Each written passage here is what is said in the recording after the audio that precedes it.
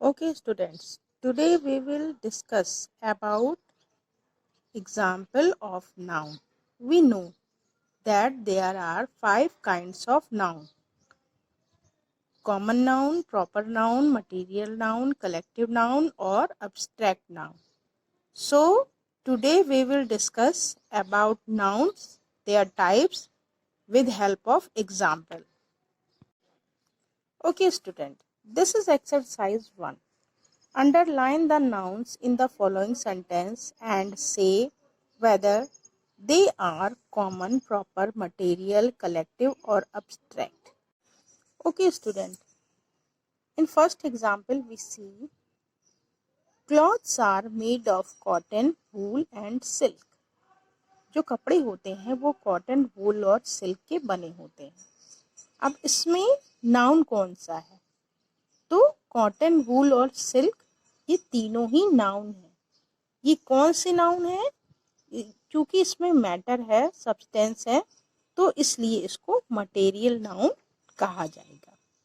फिर नेक्स्ट में without health there is no happiness. हम लोगों ने पिछली क्लास में एक्सप्लेन किया था कि जो हैप्पीनेस होती है उसको हम लोग छू नहीं सकते, टच नहीं कर सकते, सी नहीं कर सकते, देख नहीं सकते. इसको केवल फील किया जा सकता है आइडियाज़ के द्वारा. तो जो हैप्पीनेस है वो कौन सा नाउन है? अब्स्ट्रैक्ट नाउन है. The people who live in Holland are called the Dutch. जो लोग हॉलैंड में रहते थे उन्हें डच कहा जाता है. हॉलैंड एक प्रॉपर जगह है, इसलिए उसको प्रॉपर नाउन डच. वहाँ जितने भी लोग थे उनको डच कहा जाता था. ये एक जैसा ग्रुप है और ये होगा आपका कलेक्टिव नाउन. तो इस तरह से हॉलैंड आपका प्रॉपर और डच आपका कलेक्टिव नाउन. नेक्स्ट आता है Solomon was famous for his wisdom. तो विजडम क्या है? विजडम एक तरह से आइडिया है, तो वो आपका एब्स्ट्रैक्ट नाउन है. There was a large crowd in the street. इसमें नाउन क्या है? क्राउड. क्राउड क्या है? ग्रुप में पीपल्स हैं, तो इसको हम लोग कलेक्टिव नाउन कहेंगे. The jury found the prisoner guilty. जो ज्यूरी थे उन्होंने पाया कि प्रिजनर को अपने काम पर गिल्टी है, बहुत ही ज़्यादा अफसोस है. तो इसमें ज्यूरी जो होगा वो आपका कलेक्टिव नाउन होगा. Ashok was a just and wise ruler. Ashoka जो थी वो एक वाइज रूलर थे. तो इसमें अशोका के बारे में सभी लोग, जैसे अमिताभ बच्चन थे तो वो प्रॉपर नाउन में थे, उसी तरह से अशोक भी एक प्रॉपर नाउन होगा. The police disperse the mob. Mob क्या है? बहुत सारे चोरों का झुंड है, तो उसी को मोब कहा गया है. तो मोब आपका कलेक्टिव नाउन होगा. Our class consist of 40 pupils. pupils क्या होते हैं? शिष्य होते हैं, यानी बहुत सारे बच्चे जो होते हैं वो शिष्य होते हैं, तो उन्हीं को हम लोग pupils कहते हैं. तो ये आपका कलेक्टिव नाउन होगा. अब फिर नेक्स्ट आता है put these collective nouns in the blank below. Mob, regiment, crew, flock, herd, swarm, committee, jury, fleet, team. First example में टीम हम लोगों ने लिखा है. Our team won the match by 2 goals. तो इसमें टीम जो है वो बहुत सारे प्लेयर्स को मिला के बनाई गई है, इसलिए टीम आपका कलेक्टिव नाउन होगा. फिर we saw a fleet of ship in the harbour. तो हम लोगों ने जो फ्लीट था, जहाज़ों के बेड़े को कहाँ देखा? हार्बर, बंदरगाह में. फिर the ship has a crew of 100 seller. Ship में 100 सेलर्स की क्रू भीड़ थी. अ स्वॉर्म ऑफ बीज flu out of the hive. इस तरह से जो स्वॉर्म ऑफ बीज यानी जो मधुमक्खियों का झुंड था वो अपने छत्ते से उड़कर बाहर आ रहा. The jury found the prisoner guilty. Jury ने प्रिजनर के लिए guilty pi. The committee of 5 was appointed. इसमें कमिटी आपका कलेक्टिव नाउन हुआ। The police dispersed the mob, इसमें आपका मोब यानी चोरों का झुंड, ये भी आपका कलेक्टिव नाउन होगा। A flock of cattle was gazing in the forest, जो जानवरों का झुंड है, फ्लॉक मीन्स झुंड, जानवरों का जो झुंड है वो जंगल में चर रहा है। A herd of ship, ship के जो झुंड है वो फील्ड में दिख रहे थे। The regiment of soldier was marched away. तो इस तरह से हम लोग देखेंगे कि ये जितनी भी वर्ड्स हैं ये एक झुंड को प्रेजेंट करते हैं, इसीलिए इनको कलेक्टिव नाउन कहा गया है। फिर नेक्स्ट एक्सरसाइज में हम लोग देखेंगे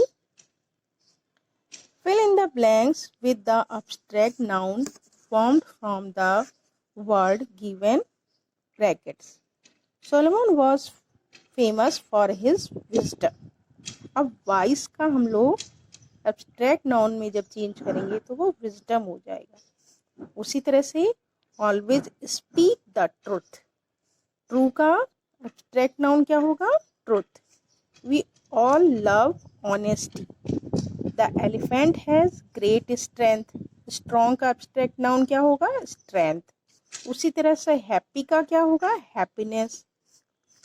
इनोसेंट का इनोसेंस, और चाइल्ड का childhood.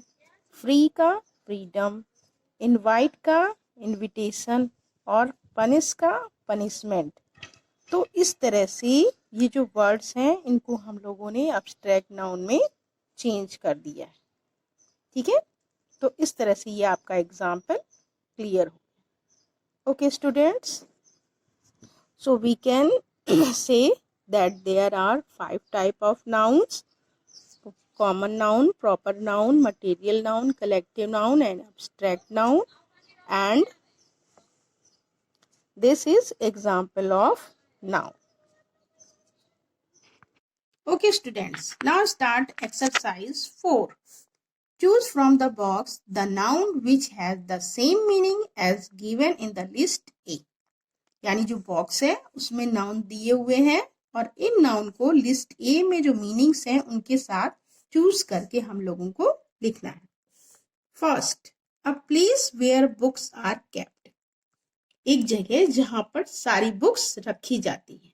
Yes, right answer library यानी पुस्तकालय। पुस्तकालय में जितनी भी बुक्स होती हैं वो एक जगह पे रखी जाती है। A place where books are kept. Okay. Next, a machine that flies through the air. वो कौन सी मशीन होती है जो हवा में उड़ती है? Yes, right answer एरोप्लेन, यानी हवाई जहाज जो होता है वो हवा में उड़ता है।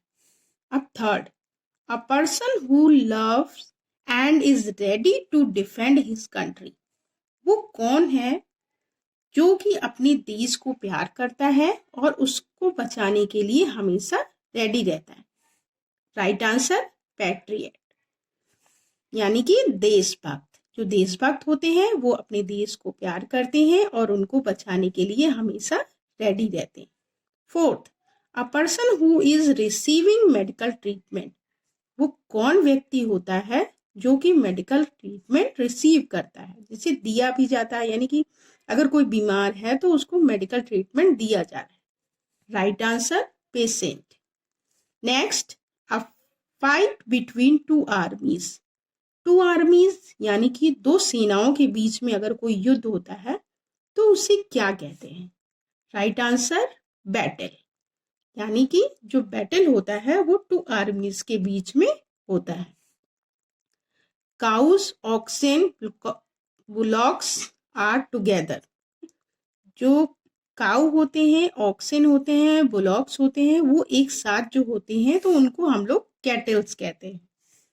नेक्स्ट आता है अ नंबर ऑफ बसेस, जो नंबर ऑफ बसेस होती हैं जो एक जगह होती हैं उनको हम लोग फ्लीट कहते हैं। तो इस तरह से जो नाउन है उनकी मीनिंग के साथ उसे हम लोगों ने एक्सप्लेन किया। तो इस तरह से जो नाउन होते हैं वो कौन होते हैं? किसी भी प्लेस, थिंग या किसी भी जो पर्सन होता है उसके नाम को हम लोग नाउन कहते हैं। और नाउन कितने टाइप्स के होते हैं? 5 टाइप्स के होते हैं। Okay, thank you students.